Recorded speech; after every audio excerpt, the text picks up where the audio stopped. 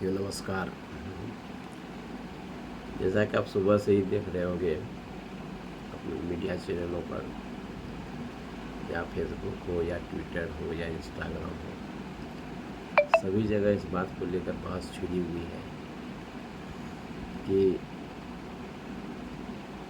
अंजना ओम कश्यप के द्वारा जो टीचरों के ऊपर दो कौड़ी शब्द का इस्तेमाल किया गया, उसको लेकर बहुत सी जंग छिड़ी हुई है कि उन्होंने ऐसा क्यों कहा। मानते हैं कि अंजना ओम कश्यप एक अच्छे एंकर में उनकी गिनती होती है, लेकिन एक अच्छे एंकर के रूप में उनकी गिनती क्यों होती है, इसके पीछे भी बहुत कारण है कि कई बार चुनावी कवरेज और ग्राउंड रिपोर्टिंग में उनकी सक्रिय मौजूदगी से उन्हें काफ़ी पहचान मिली। उन्होंने कई बड़ी चुनावी कार्यक्रम और जन बहस शो होस्ट किए, जिनसे उन्हें राष्ट्रीय स्तर पर पहचान मिली।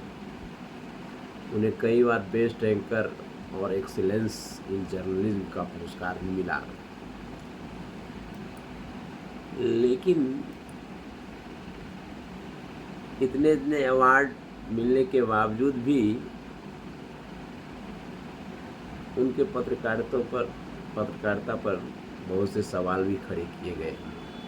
उनके समर्थकों का मानना है कि वे नेताओं और सार्वजनिक हस्तियों से सीधे और आक्रामक सवाल पूछने के लिए जानी जाती है, जिससे टीवी डिबेट्स में उसकी जवाबदेही बढ़ती है। महिलाओं की पत्रकारिता के प्रमुख श्रेणी में उनका नाम लिया जाता है।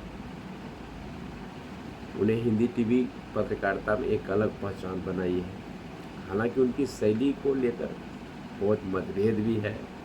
कुछ लोग इसे निर्भीक पत्रकार मानते हैं, जबकि आलोचक इसे पक्षतापूर्ण और अत्यधिक आक्रामक बताते हैं। इसीलिए उनके काम का मूल्यांकन अक्सर व्यक्ति के राजनीतिक और मीडिया दृष्टिकोण पर भी निर्भर करता है।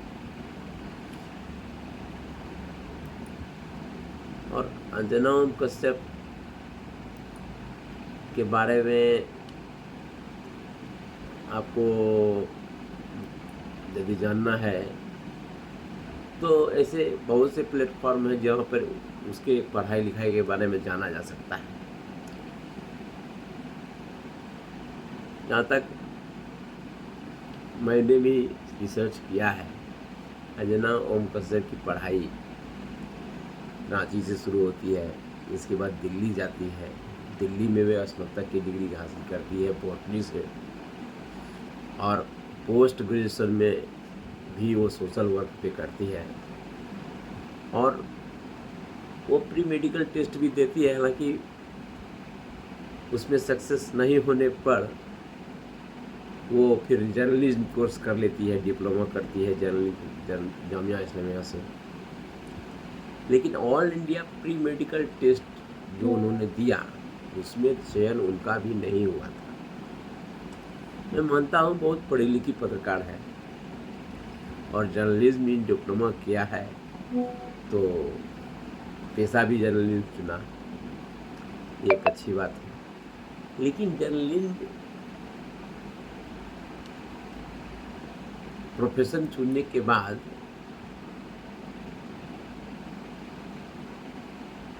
आपको सही गलत की पहचान आनी चाहिए, और प्रत्येक मुद्दे पर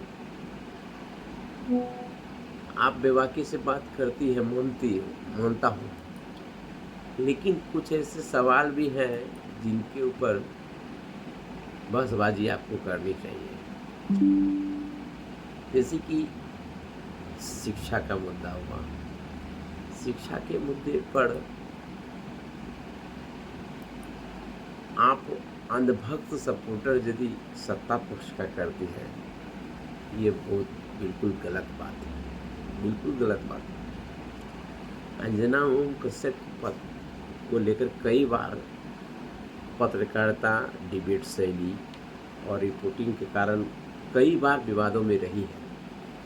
उसमें से कुछ प्रमुख मुद्दे जो गंभीर थे, जैसे कि मुजफ्फरपुर एईएस अस्पताल आईसीयू विवाद, जो कि 2019 में हुआ था। कई लोगों ने उनके पत्रकारिता को उस समय के संवेदनशील स्थिति के लिए आक्रामक और गैर जिम्मेदाराना बताया था। इसी तरह आपको याद होगा, जब धर्मेंद्र की मृत्यु की गलत खबर उन्होंने मीडिया के सामने प्रस्तुत की थी, उसके चैनल पर अभिनेता धर्मेंद्र के निधन की अपुष्ट खबर प्रकाशित हो गई थी, जो बाद में बिल्कुल गलत निकली। इसके बाद चैनल को सफाई और खेद व्यक्त करना पड़ा था। इतना ही नहीं, आपको एक और मुद्दे से मैं वाकिफ कराना चाहता हूँ। 2025 में जब वाल्मीकि समुदाय से जुड़ा एक एफआईआर का मामला था, कथित आपत्तिजनक टिप्पणी को लेकर पंजाब के लुधियाना और उनके और चैनल प्रबंधन के खिलाफ एफआईआर दर्ज होने की खबर सामने आई थी। चैनल ने आरोपों को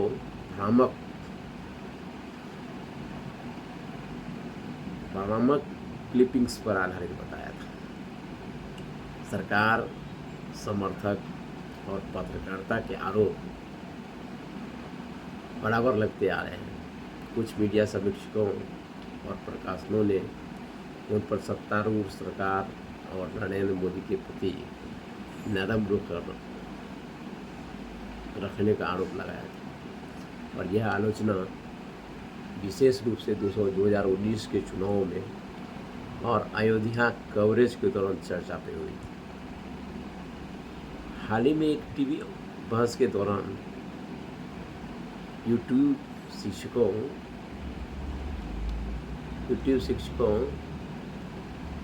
को लेकर कई टिप्पणियों पर सोशल मीडिया और छात्र समुदाय में काफ़ी प्रतिक्रिया हुई। कई ऑनलाइन शिक्षक और छात्रों ने इसका विरोध किया। ध्यान देने वाली बात यह है कि कुछ मामले सार्वजनिक आलोचना से जुड़े हुए थे, जबकि कुछ में कानूनी शिकायतों या एफआईआर भी दर्ज हुई।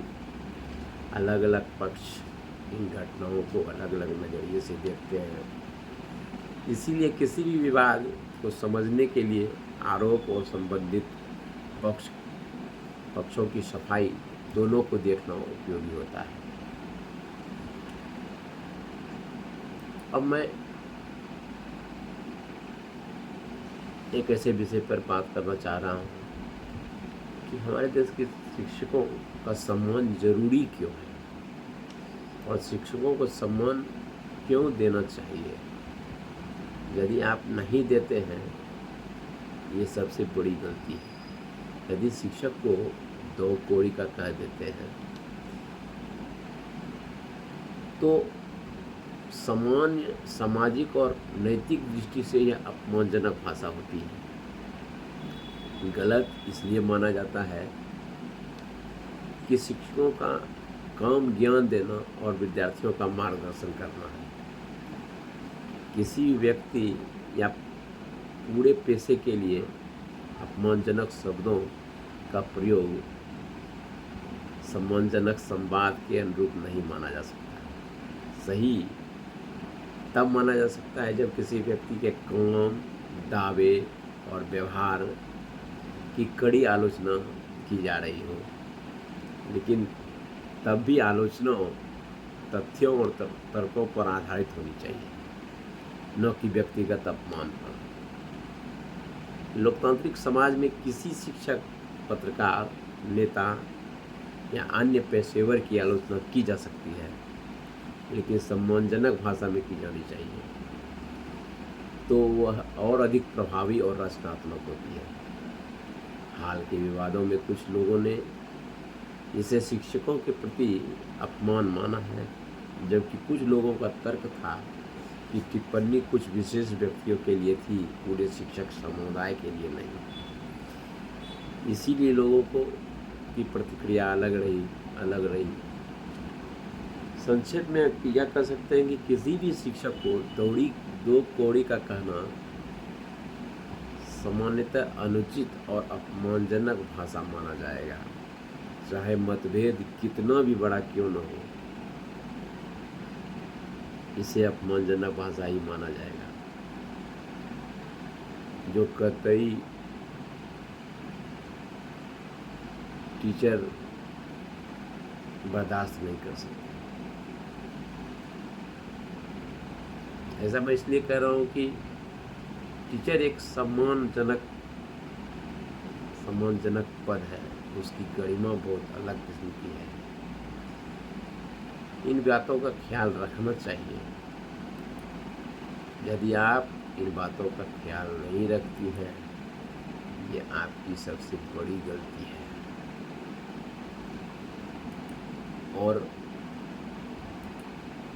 और टीचर को सम्मान देना बहुत ज़रूरी है। और आज के संदर्भ में जब सोशल मीडिया की रिपोर्टिंग में ऐसे ऐसे गलत शब्द का प्रयोग किया जाएगा, जिससे हमारे युवा जो हमारे छात्र छात्राएं हैं, उनकी मनस्थिति कैसी होगी, उनकी मनस्थिति ठीक नहीं होगी।